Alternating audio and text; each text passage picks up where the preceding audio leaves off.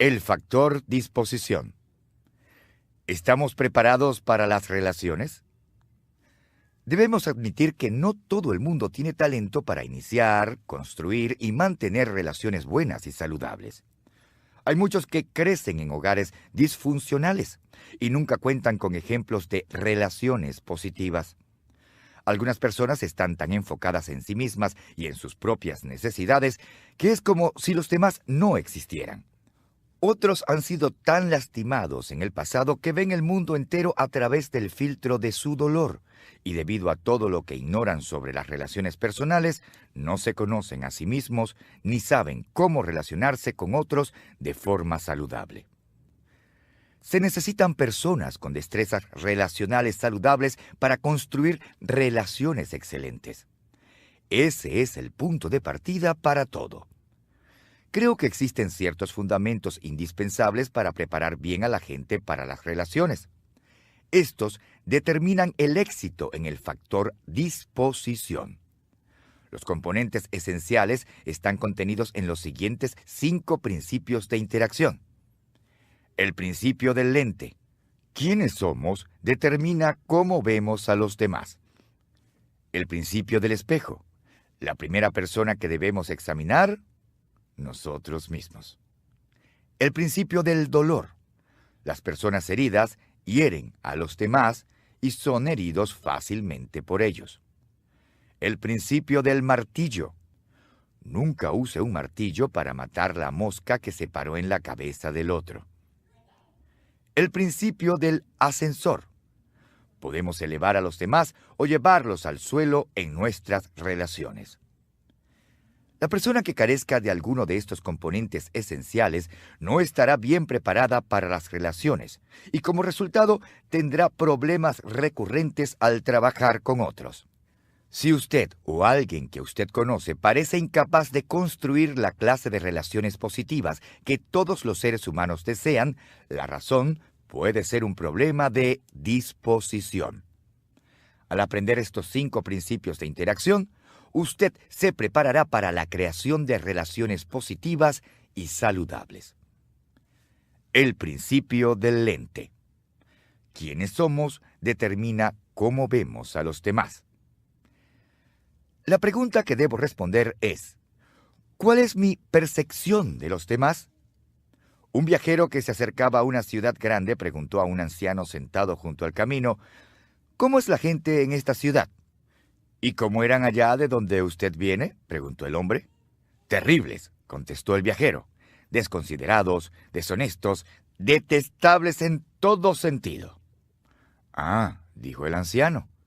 Esa es la clase de gente que va a encontrar en esta ciudad.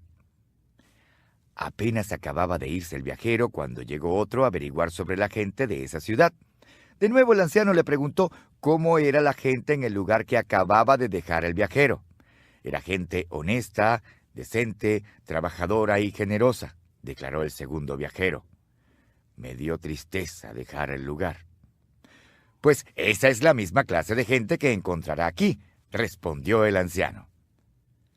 La manera como vemos a los demás es un reflejo de nosotros mismos.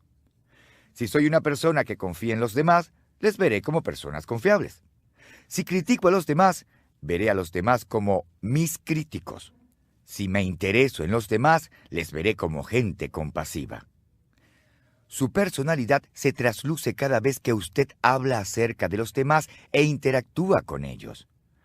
Alguien que no le conozca podría decir mucho acerca de usted basándose en una simple observación. Todos tenemos un marco de referencia personal que proviene de nuestras actitudes, presuposiciones y expectativas en cuanto a nosotros mismos, a otras personas y la vida en general. Estos factores determinan si somos optimistas o pesimistas, alegres o depresivos, confiados o sospechosos, amistosos o reservados, valientes o tímidos. Lo que uno enseñe se deriva de cómo ve la vida, y nuestra manera de ver la vida se deriva de quiénes somos. Hace unos años tuve la oportunidad de enseñar liderazgo al equipo profesional de fútbol americano de San Luis, Missouri. El equipo me invitó a asistir después a uno de sus partidos y me permitieron sentarme con las esposas de los entrenadores y jugadores. Me senté junto a Kim Maxco, esposa del entrenador asistente de los Rams de San Luis, John Maxco. Mientras hablábamos, le pregunté sobre todas las ciudades en que había vivido para saber cuál era su favorita. Ella había vivido en muchos estados: Ohio, Carolina del Norte, Arizona, California, Nueva York y Missouri. Su respuesta fue: me gusta donde vivo ahora. ¿Así que San Luis es su ciudad favorita?, le pregunté. No, eso no fue lo que dije. Mi lugar favorito es donde quiera que esté viviendo en el momento, volvió a responder. Es una decisión. ¡Qué actitud tan admirable! Si usted puede mantener una perspectiva semejante, siempre verá la vida bajo una luz positiva.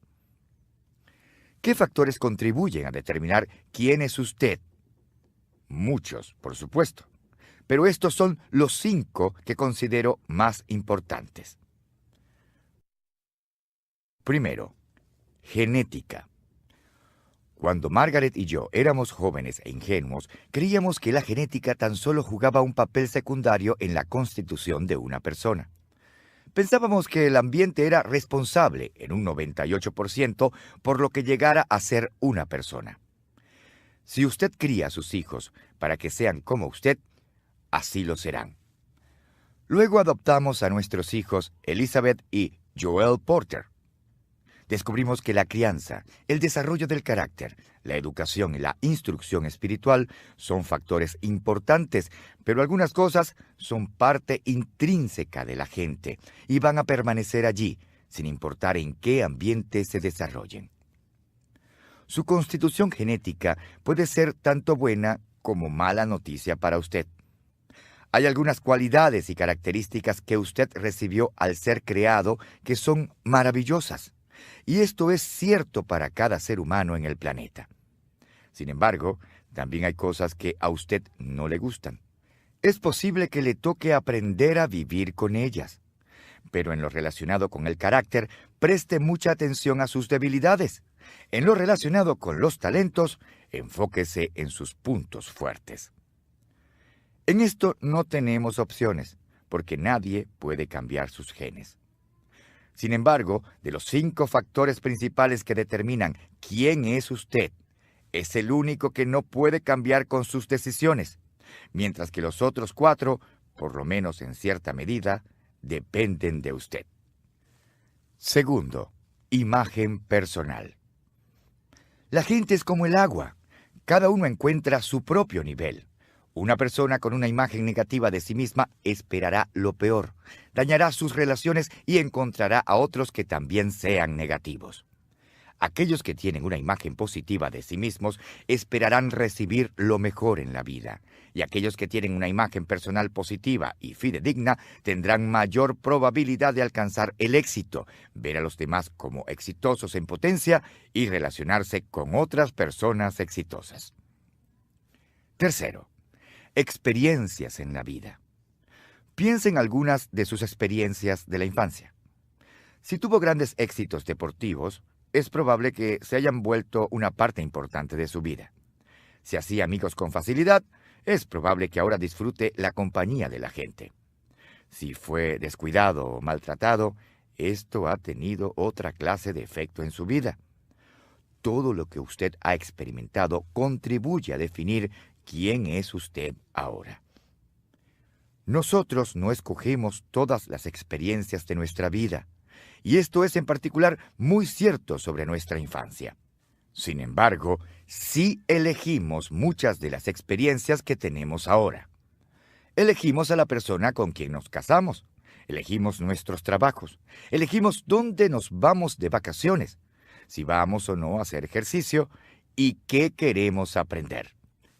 Además, las personas que vivieron una infancia difícil deciden si procurarán tener experiencias que mejorarán su manera de vivir y pensar. No podemos deshacer nuestro pasado, pero sí podemos reprogramarnos con experiencias nuevas. Cuarto, actitud y decisiones frente a esas experiencias. Todavía más importante que escoger nuestras experiencias es decidir qué actitudes tendremos en cuanto a las experiencias que tenemos. Como ya mencioné, tenemos un control muy limitado sobre lo que experimentamos, pero sí tenemos control completo sobre nuestras actitudes. Que nuestra perspectiva sea positiva o negativa, expectante o vacilante, abierta o cerrada, es 100% una decisión nuestra. Quizás no pueda cambiar el mundo que veo a mi alrededor, pero puedo cambiar lo que veo dentro de mí. Creo que la actitud es la segunda decisión más importante que uno hace en la vida. La más importante es la fe. Su actitud le edificará o le destruirá. No es el resultado de su nacimiento, sus circunstancias o su cuenta bancaria. Es pura cuestión de su voluntad para elegir. Quinto, amistades. Una de las cosas más importantes que usted hará es elegir a sus amigos. Como padres, Margaret y yo observamos con mucha atención los amigos que eligieron nuestros hijos. Sabíamos que la gente positiva y de carácter íntegro sería una buena influencia para ellos. La gente negativa con carácter cuestionable sería un lastre en sus vidas. Siempre hicimos de nuestro hogar un lugar donde nuestros hijos y sus amigos quisieran pasar tiempo para que pudiéramos ver quién les influenciaban. La gente más cercana a usted, y esto incluye especialmente su cónyuge, moldeará su personalidad. ¿No ha visto cómo un joven a quien le ha ido bien empieza a tener problemas de toda clase cuando empieza a pasar tiempo con chicos que se meten en problemas? ¿No ha observado a un amigo o colega que despegó en su profesión como resultado de pasar tiempo con gente que expandió su mente y le retó a crecer? La gente con quien usted decide pasar tiempo cambiará lo que usted es. Las palabras del escritor y conferencista Charlie, el tremendo Jones, son muy ciertas.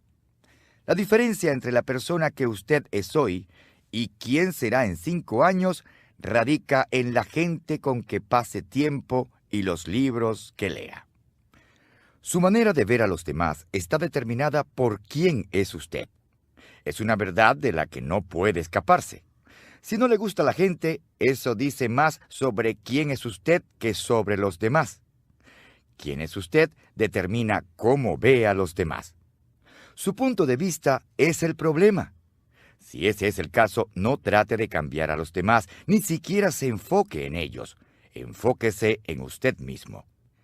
Si se cambia a sí mismo y se convierte en la clase de persona que desea ser, empezará a ver a los demás de una manera totalmente nueva, y eso cambiará su forma de interactuar en todas las relaciones de su vida. El principio del espejo. La primera persona que debemos examinar, nosotros mismos. ¿Me he examinado a mí mismo o a mí misma y he asumido la responsabilidad por quién soy? ¿Ha conocido a alguien que sea el peor enemigo de sí mismo, que siempre se las arregló para sabotearse cuando el éxito estaba a su alcance o que no haya podido mantener un empleo? Algunas de estas personas poseen gran potencial, pero siempre se frustran a sí mismas. Claro, esto no significa que todos los que tienen ese problema no salgan adelante en la vida. A veces logran hacer grandes cosas, pero como son su peor enemigo, poco a poco van consumiéndose a sí mismos y sus relaciones con otros. Creo que Pete Rose es una de esas personas. Cuando Pete Rose empezó a hacer apuestas de béisbol en 1987, dijo que ni siquiera había considerado las consecuencias. Quizás fue sencillamente el siguiente paso lógico en su progreso como apostador compulsivo, un título que Rose rechaza con vehemencia. No obstante, ¿cómo puede llamarse a una persona que apuesta durante todo el año en diversas actividades deportivas y que parece incapaz de dejar las apuestas exorbitantes, aunque podrían costarle su subsistencia? El corredor de apuestas Rose Peters testificó que recibió más de $1 millón en apuestas de Rose, solo en béisbol y en una sola temporada. ¿Cómo es posible que Rose no se diera cuenta de lo que le sucedía? ¿Por qué se abstuvo de hacer tantas apuestas? ¿Cómo pudo mentir una y otra vez sobre lo que había hecho durante más de una década? ¿Cómo podía decir que su único problema real eran los amigos que escogía? ¿Cómo podía seguir diciendo que no tenía un problema serio? Creo que la respuesta es que estaba enfocado en el béisbol, que nunca se miró en el espejo para examinarse a sí mismo. En uno de sus raros momentos de reflexión y autoevaluación sincera, Rose resume la forma en que se había conducido. Estaba consciente de mis marcas y de mi lugar en la historia del béisbol, pero nunca estuve consciente de los límites ni fui capaz de controlar esa parte de mi vida. Y admitir que estaba fuera de control ha sido algo casi imposible para mí. Estaba al tanto de mis privilegios, mas no de mis responsabilidades. En mi opinión, Rose todavía está luchando por definir cuáles son sus responsabilidades. Esto es algo muy difícil de hacer cuando a usted no le gusta mirarse en el espejo. Las personas que no están conscientes de quiénes son y de lo que hacen, con frecuencia dañan sus relaciones con los demás. La forma de cambiar esto es mirarse en el espejo. Es algo que todos debemos hacer. Es lo que llamo pasar la prueba del espejo. Considere estas verdades que debemos aprender acerca de nosotros mismos. Yo soy la primera persona a quien debo conocer. Conciencia de uno mismo. La naturaleza humana parece dotar a las personas con la habilidad de medir a todo el mundo, excepto a ellos mismos. Pete Rose no tiene una imagen clara de sí mismo y tiene a considerarse como una víctima de las circunstancias. Rose se ha descrito a sí mismo como un chico que creció en el lado equivocado del ferrocarril y que salió adelante en la vida gracias a un talento atlético nada espectacular. Además, cree que el castigo que recibió, quedar expulsado del béisbol por hacer apuestas, no se ajusta al delito que cometió. Algunas personas están dotadas con una capacidad natural de tener conciencia de sí mismas. Thomas Armstrong, el autor de 7 tipos de inteligencia, señala que estas personas poseen inteligencia personal interior. Alcanzar esa clase de conciencia de uno mismo no es fácil para la mayoría de las personas, pues es un proceso que a veces puede ser lento y requiere de un esfuerzo intencional. Yo soy la persona con quien debo relacionarme bien. Imagen de uno mismo. La imagen que usted tenga de sí mismo restringe su capacidad para desarrollar relaciones saludables. Una imagen propia negativa impedirá que una persona talentosa alcance el éxito. Y aunque una persona con una imagen deficiente de sí misma logre algún éxito, este no durará, pues tarde o temprano la persona se bajará al nivel de sus propias expectativas. En cierto sentido, es una especie de tributo a la confianza de Pete Rose en sí mismo que su falta de autoconciencia no le haya afectado mucho antes. El popular psicólogo y autor con éxito de ventas en el New York Times, Phil McGraw, afirma: «Siempre digo que la relación más importante que usted jamás tendrá es con usted mismo. Tiene que ser primero su propio mejor amigo». ¿Cómo puede uno ser el mejor amigo de alguien a quien no conoce o que no le gusta? Es imposible. Por eso es tan importante descubrir quién es usted y esforzarse en llegar a ser alguien a quien usted respeta y encuentra agradable. La gente que experimenta dificultades en sus relaciones muchas veces es tentada a mirar a todos menos a sí misma para explicar el problema. No obstante, siempre debemos empezar haciendo un examen objetivo de nosotros mismos y debemos estar dispuestos a cambiar todas las deficiencias que tengamos. El crítico Samuel Johnson aconsejó que aquel que tiene tan poco conocimiento de la naturaleza humana como para buscar la felicidad por medio de cambiar cualquier cosa que no sea su propia disposición, desperdiciará su vida en esfuerzos infructuosos y multiplicará las aflicciones que tanto desea evitar. Hace unos años, cuando viajé a Nueva Zelanda para ofrecer una conferencia, me quedé en un hotel de la capital. Cierta noche sentí sed y empecé a buscar la máquina dispensadora de refresco. Como no encontré ninguna, me fijé en una puerta que decía «personal» y supuse que podía entrar para ver si alguien podía ayudarme. No encontré allí a ningún trabajador del hotel ni a una máquina de bebidas, pero sí observé algo interesante. Al acercarme a la puerta para salir otra vez al corredor, vi que la puerta tenía un espejo de pies a cabeza con las siguientes palabras: examínese con cuidado. Esto es lo que ven los clientes y huéspedes del hotel. La gerencia del hotel quería recordar a los empleados que para cumplir bien sus funciones tenían que darse un buen vistazo a sí mismos. Si quiere tener mejores relaciones con los demás, entonces deténgase, mírese en el espejo y empiece a trabajar para mejorar lo que ve. El principio del dolor. Las personas heridas hieren a los demás y son lastimadas con facilidad. ¿Hiero a las personas o ellas me hieren a mí con demasiada facilidad? No hace falta un psiquiatra para confirmar que hoy día hay muchas personas heridas. La columnista Ann Landers afirmó que 1 de cada 4 norteamericanos sufre algún desequilibrio emocional. También añadió que deberíamos considerar nuestras 3 amistades más cercanas. Y si nos parece que están bien, eso significa que nosotros somos los del problema. La realidad es que sea normal, no es típico. Ahora es una excepción. Por supuesto, el hecho de que tanta gente viva con heridas sin sanar no es un fenómeno nuevo. En el siglo XIX, el filósofo Arthur Schopenhauer comparó la raza humana a una manada de puercos espines en una fría noche de invierno. Cuanto más fría es la noche, más nos acercamos para calentarnos, pero entre más nos acercamos, más daño nos hacemos unos a otros con las espinas. Así, en la noche solitaria del invierno terrestre, llega el momento en que empezamos a separarnos y a deambular por nuestra propia senda hasta que morimos congelados en nuestra soledad. Schopenhauer era bastante pesimista, y a diferencia de él, creo que hay esperanza para todos. Sin embargo, también sé que no podemos ser ingenuos en cuanto a la situación de la gente. Una gran cantidad de individuos está alimentando heridas profundas.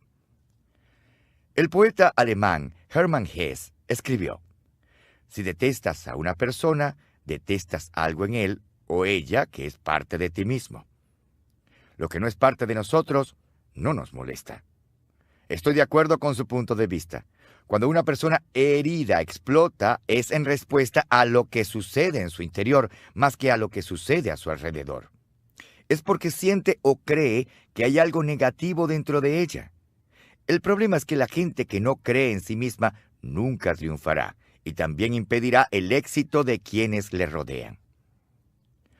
A comienzos de mi carrera pastoral, hice muchas sesiones de conserjería, algo que después delegué a otros miembros del equipo porque no tenía el temperamento adecuado para hacerlo. Sin embargo, en el transcurso de los años, he aconsejado a suficientes parejas heridas como para observar que su interacción casi siempre sigue el mismo patrón. Uno de los 2 cónyuges vomitaba emocionalmente, y luego el otro lo limpiaba. Lo vi pasar una y otra vez. Y siempre el individuo más herido era el que hacía más daño a la otra persona. Las personas heridas no solo hacen daño a otros, sino que también son lastimados fácilmente por otros. Mi amigo Kevin Myers lo ilustra de esta manera. Si alguien tiene una astilla en el dedo y la deja allí, el dedo no solo duele, sino que se inflama e infecta.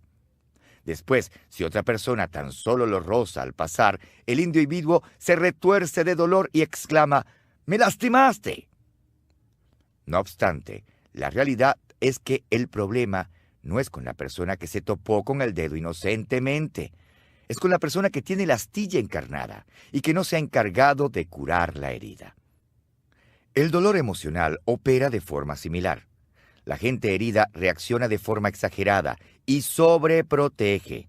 También intentan ejercer una influencia desmedida, y con esto quiero decir que controlan la relación. Al interactuar con otros, recuerde esto: siempre que la reacción de una persona es mayor que el asunto en cuestión, la reacción casi siempre tiene que ver con otro asunto. Las personas heridas no solo hacen daño a otros y son lastimadas fácilmente por otros, sino que muchas veces se hieren a sí mismas.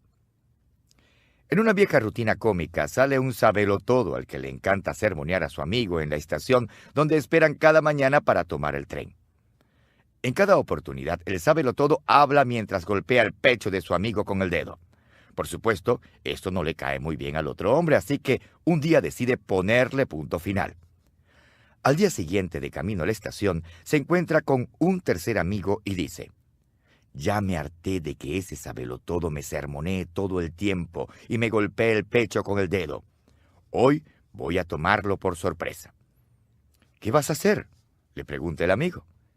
El primer hombre abre su abrigo para revelar 3 tacos de dinamita que tiene atados al pecho. «Hoy, cuando me empiece a golpear», dice con una sonrisa, «se le va a caer la mano con el estallido». La gente herida es igual.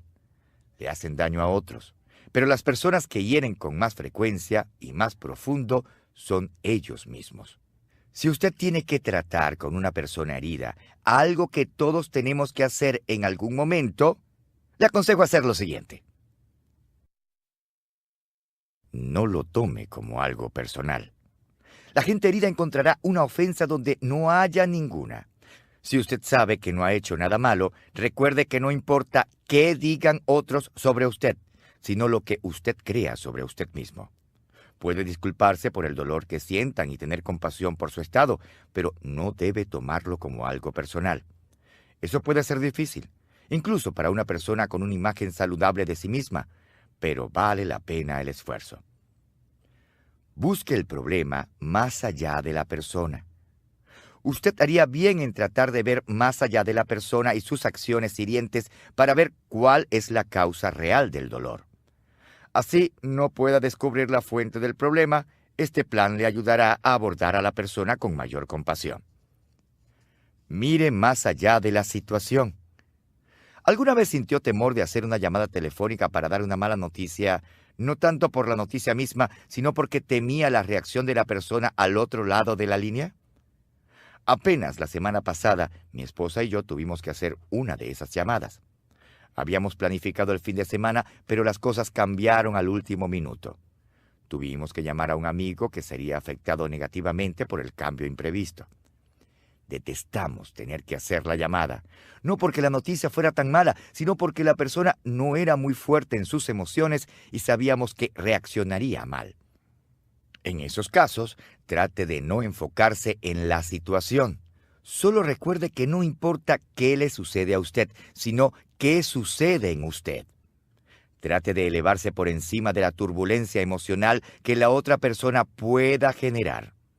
No añada a su dolor. La inclinación natural de muchas personas es contrarrestar el fuego con fuego y el dolor con dolor. Sin embargo, desquitarse de una persona herida es como patear a un hombre caído. El estadista Sir Francis Bacon dijo: «Esto es cierto, que un hombre consumido por la venganza mantiene sus heridas frescas, las cuales, de no ser así, sanarían y a él le iría bien». Si alguien estalla con rabia contra usted, lo mejor es perdonarle y seguir adelante.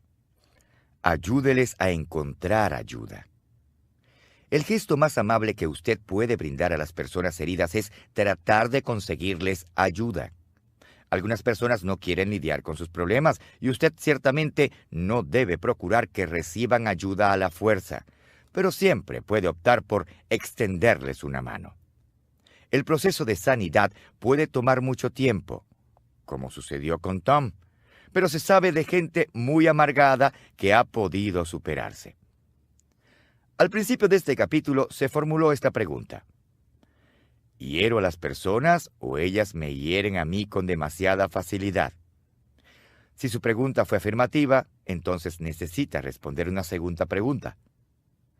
¿Estoy preparado para trabajar en mis problemas y superar mi dolor? Esta es la clave. La mayoría de la gente quiere una cura instantánea, algo que les proporcione alivio momentáneo. Por eso es que algunos optan por estallar con improperios, ya que hacerlo les hace sentirse mejor temporalmente. Otros usan el alcohol, la comida, el sexo o cualquier otra cosa para mitigar el dolor. Pero como dice mi amigo Kevin Myers, si usted quiere mejorar, necesita más que un remedio instantáneo. Usted necesita ponerse en forma. La gente que procura estar en buena forma en sus emociones no busca un alivio momentáneo, buscan hacer lo correcto. ¿Cómo puede estar seguro de qué clase de persona es usted? La gente que busca remedio instantáneo deja de trabajar en resolver el problema tan pronto siente alivio del dolor o la presión. La gente que procura arreglar su problema de verdad continúa haciendo lo correcto y mejorando aunque la incomodidad se desvanezca.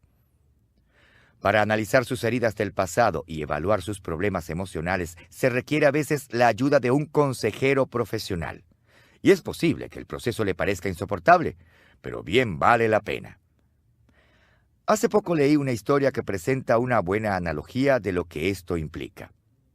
En marzo de 1995, la compañía de limpiezas de tubería Watertown, Connecticut, realizaba trabajos bajo las calles de Riverhead, Massachusetts, para limpiar un conducto de alcantarillado de 10 pulgadas. Los trabajadores encontraron muchos de los artículos usuales que tapan ese tipo de cañerías. Sin embargo, también descubrieron muchas otras cosas.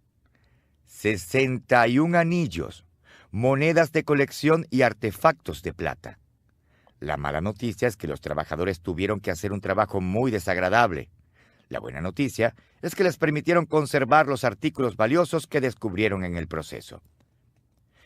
Si su capacidad de interacción personal también está tapada, usted tal vez tenga que hacer excavaciones nada placenteras para conseguir la situación, y es posible que le toque lidiar con cosas muy feas. Sin embargo, la recompensa es que podrá descubrir algunos tesoros que ni siquiera sabía que existían, y al final de su duro trabajo puede desarrollar una capacidad para desarrollar relaciones sanas. El principio del martillo. Nunca use un martillo para matar la mosca que está parada en la cabeza del otro. ¿Dirían otros que reacciono exageradamente a los detalles minúsculos en una relación? Mi esposa Margaret y yo nos casamos en junio de 1969. Y como la mayoría de las parejas, creíamos con gran ingenuidad que todo iría de maravilla de allí en adelante. Por supuesto, no pasó mucho tiempo antes de que nos viéramos enfrascados en los desacuerdos leves que todas las parejas experimentan, en especial cuando apenas empiezan a ajustarse a la vida matrimonial. Como la mayoría de la gente, yo pensaba que tenía la razón casi todo el tiempo, y se lo hacía saber a Margaret. Siempre he sido bueno para hablar, y como puedo ser muy persuasivo, utilicé mis habilidades para ganar las discusiones. Nunca alzamos la voz ni nos gritamos el uno al otro, pero siempre me aseguraba de salir ganando. El problema era con mi metodología. Margaret siempre salía perdiendo. Hicimos muchas cosas durante esos 2 primeros años de matrimonio. Por esa situación se mantuvo siempre igual. Sin darme cuenta, le estaba ocasionando daños emocionales a Margaret.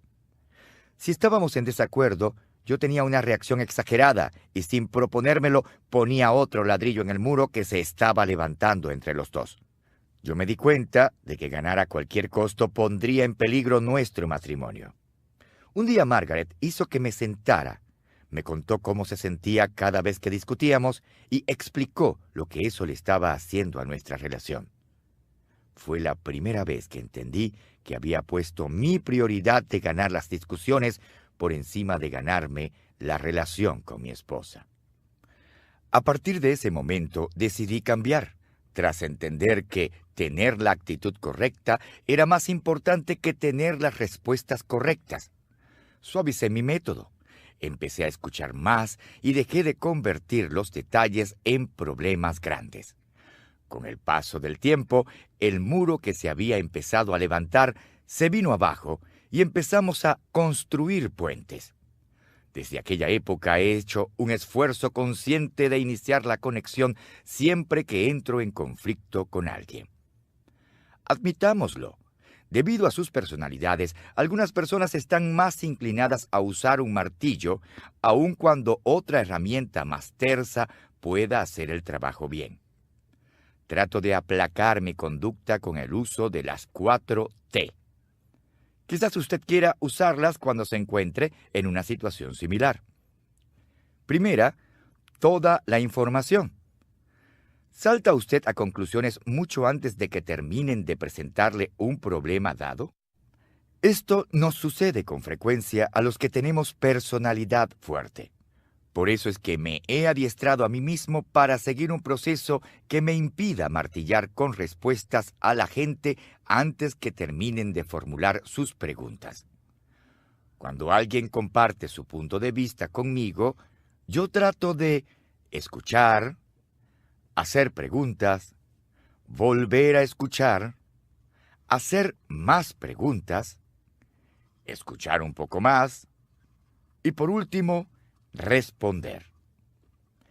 He descubierto que si me detengo lo suficiente, tengo mayor probabilidad de dar respuestas pacientemente y de manera apropiada. Segunda, tiempo oportuno. Hace poco leí una cita atribuida al señor Dan Sadra que decía: "Lo que cuenta es lo que haces, no cuando lo haces". Esto no siempre es verdad. Si el general no ordena el ataque en el momento preciso, la batalla se pierde. Si el padre no se apresura a llevar a su hijo accidentado al hospital, puede costarle la vida. Si usted no se disculpa con alguien tras haberle ofendido, se arriesga a perder la relación. Actuar en determinado momento es tan importante como emprender la acción correcta. Incluso es importante discernir cuando no se debe actuar. La famosa anfitriona y escritora Lady Dorothy Neville hizo la siguiente observación: "El arte verdadero de la conversación no consiste solo en decir lo correcto en el lugar correcto, sino también en dejar de decir lo incorrecto en el momento en que nos sentimos tentados a decirlo". Me parece que la causa más común de la inoportunidad en las relaciones son los motivos egoístas. Si tiene hijos pequeños, póngase a pensar en los momentos inoportunos que escogen. Esto se debe a que, por lo general, solo piensan en ellos mismos. Por esa razón, cuando nos molestamos por detalles menores, nuestro objetivo número 1 debe ser dejar a un lado nuestra agenda personal y construir la relación. Si ha examinado sus motivos y tiene la certeza de que son buenos, entonces usted necesita hacerse 2 preguntas para determinar si sus acciones son oportunas. En primer lugar, ¿estoy listo para confrontar? Esta es una respuesta muy fácil de responder, porque es cuestión de saber si usted realmente ha cumplido su parte. La segunda es más difícil. ¿Está la otra persona preparada para oírme? Si usted ha cimentado una buena base relacional y ustedes dos no están inmersos en el ardor de la batalla, entonces la respuesta puede ser afirmativa. A veces la gente responde a nuestras actitudes y acciones más que a nuestras palabras. Muchos conflictos por cosas insignificantes ocurren porque la gente emplea un tono de voz incorrecto. El escritor de Proverbios declaró: "La blanda respuesta quita la ira, mas la palabra áspera hace subir el furor". ¿No ha confirmado la veracidad de esta frase en su propia experiencia? De no ser así, trate de hacer este experimento. La próxima vez que alguien le diga algo con aspereza, responda con amabilidad y bondad. Al hacerlo, lo más probable es que la persona que le habló con ira suavice su tono y posiblemente hasta su actitud. Cuarta, temperatura. Con el ánimo exaltado, mucha gente tiende a lanzar bombas cuando el usar una onda pudiera ser suficiente. Esto puede ocasionar muchas dificultades, ya que el tamaño del problema original muchas veces cambia dependiendo de cómo se maneje. En términos generales, si la reacción es peor que la acción, el problema se empeora. Si la reacción es menor que la acción, el problema tiende a disminuir. Es por esa razón que trato de seguir una pauta autoimpuesta que llamo la regla de la reprimenda. Dedique 30 segundos a expresar sus sentimientos y asunto terminado. Cada vez que permitimos que algo pequeño genere una reacción grande, que dure más de 30 segundos, lo que estamos haciendo es usar el martillo. Al escuchar este capítulo, es posible que le haya pasado por la mente algún amigo o colega y tal vez piense, yo sé de alguien que necesita esto mismo. Antes de intentar quitarle el martillo de la mano a esa persona, deténgase un momento a reflexionar. Lo primero que usted debería hacer es mirarse a sí mismo o a sí misma. El problema con la mayoría de los individuos que usan el martillo todo el tiempo es que tal vez no sepan lo que hacen. Un artículo reciente del entrenador de ejecutivos Marshall Goldsmith contaba la historia de un hombre llamado Mike, quien se había desempeñado como uno de los mejores banqueros inversionistas. A Goldsmith le pidieron que le ayudara porque nunca soltaba el martillo. Mike se veía a sí mismo como un guerrero en Wall Street, pero un gatito en casa. Goldsmith le dijo a Mike que llamara a su esposa para que ella confirmara la evaluación que él había hecho de sí mismo. Para su gran sorpresa, ella dijo que él también era un peleón en la casa. Después que los hijos confirmaron esa evaluación negativa, Mike por fin empezó a verse como le veían los demás. El consejo de Goldsmith es el siguiente: deje que sus colegas sostengan el espejo y le digan qué es lo que ven.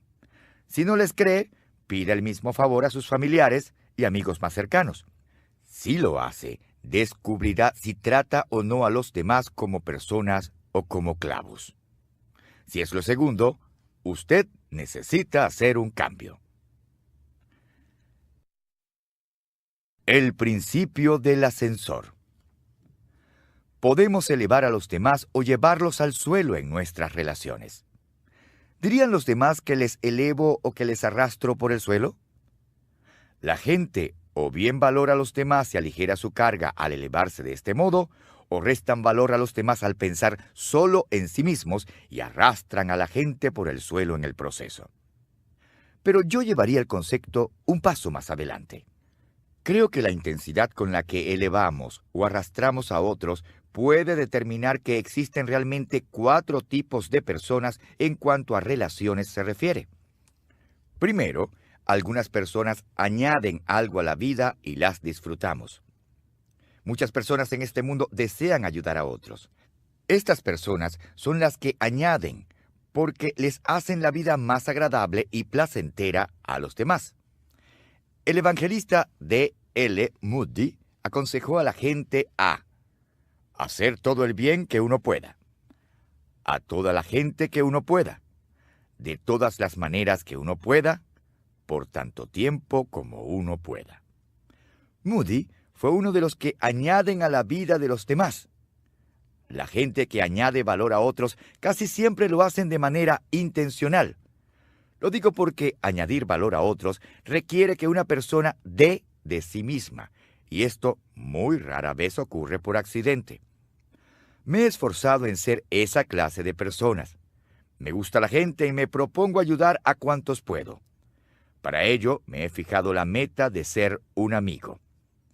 Hace unos años, mi sobrino Troy vino a vivir con nuestra familia después de terminar la universidad y fue a trabajar para una compañía de préstamos hipotecarios. Troy era inteligente, trabajaba duro y quería ser exitoso.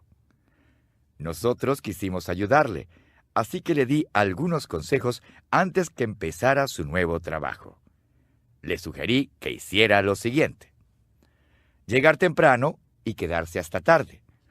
Le aconsejé que hiciera más de lo que se esperaba de él, que llegara 30 minutos antes, que almorzara en la mitad del tiempo asignado y que trabajara media hora más al final del día. Hacer algo todos los días para ayudar a la gente a su alrededor. Le sugerí que añadiera valor al equipo por medio de añadir valor a sus compañeros de trabajo. Ofrecerse a hacer algunos trabajos adicionales. Le dije que sacara una cita con el jefe para hacerle saber que si necesitaba realizar alguna tarea extra, sin importar cuán servil fuera, él estaba disponible para ayudar.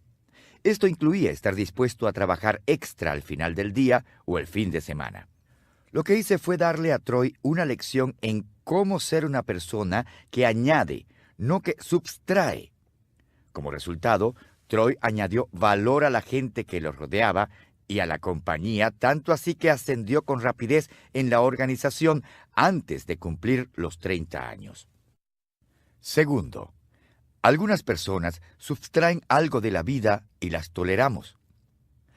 En su obra Julio César, el personaje Cassius del dramaturgo William Shakespeare afirma: «Un amigo debería sobrellevar las aflicciones de su amigo.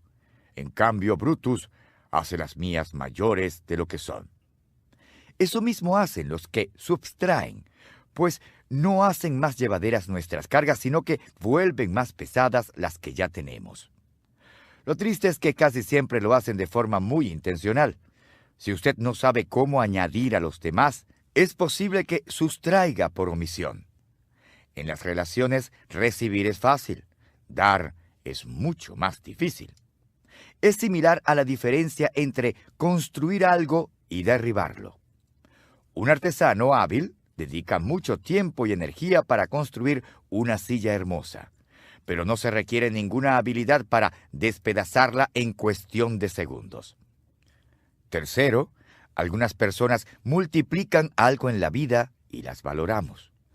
Cualquier persona que así lo desee puede aprender a añadir a los demás.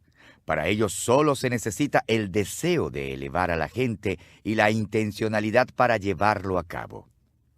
Esto es lo que George Crane trató de enseñar a sus estudiantes. Sin embargo, para llegar a otro nivel en las relaciones, para convertirse en un multiplicador, uno tiene que ser intencional, estratégico y capaz. Entre más talentos y recursos posea una persona, mayor será su potencial para convertirse en multiplicador. Cuarto, algunas personas dividen algo en la vida y las evitamos.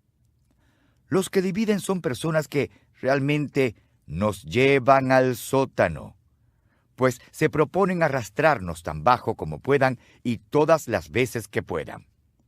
Son como el presidente de la compañía que envió un memorándum a su director de personal que decía: «Busque en la organización a un hombre joven, agresivo y alerta que sea capaz de reemplazarme y tan pronto lo encuentre, despídalo».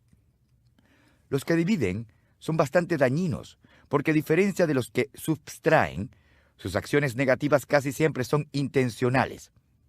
Son personas hirientes que quieren verse o sentirse mejor como sea, y muchas veces para lograrlo tratan de hacer que a otra persona le vaya peor que a ellos.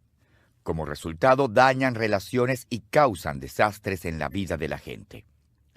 Creo que en lo más profundo de su ser, todas las personas, hasta las más negativas, quieren ser como ascensores que elevan a todos a su alrededor. Todos queremos ser una influencia positiva en la vida de otros, y la verdad es que sí podemos serlo. Esta es una cita que siempre me ha gustado. Pasaré por este mundo nada más que una vez. Por eso, cualquier bien que pueda hacer o cualquier bondad que pueda mostrar a cualquiera de mis semejantes, déjame hacerlo ahora. No puedo postergarlo ni descuidarlo, pues no volveré a pasar por aquí otra vez. La gente que eleva a los demás no espera hasta mañana o que llegue algún día mejor para ayudar a la gente, sino que actúa ahora mismo. Cada persona en el mundo tiene la capacidad de convertirse en alguien que eleva a los demás. Usted no tiene que ser rico ni necesita ser un genio. No necesita tener una vida perfecta, pero sí tiene que interesarse en la gente e iniciar las actividades que elevarán a los demás. No deje que pase otro día sin elevar a la gente en su vida. Esto hará posible un cambio positivo en las relaciones que ya tiene y abrirá paso a muchas más. Antes de proseguir, revisemos los principios de interacción que se relacionan con el factor disposición. El principio del lente, quiénes somos, determina cómo vemos a los demás. El principio del espejo, la primera persona que debemos examinar, nosotros mismos. El principio del dolor, las personas heridas hieren a los demás y son lastimadas con facilidad. El principio del martillo, Nunca use un martillo para matar la mosca parada en la cabeza de otro. El principio del ascensor: podemos elevar a los demás o llevarlos al suelo en nuestras relaciones.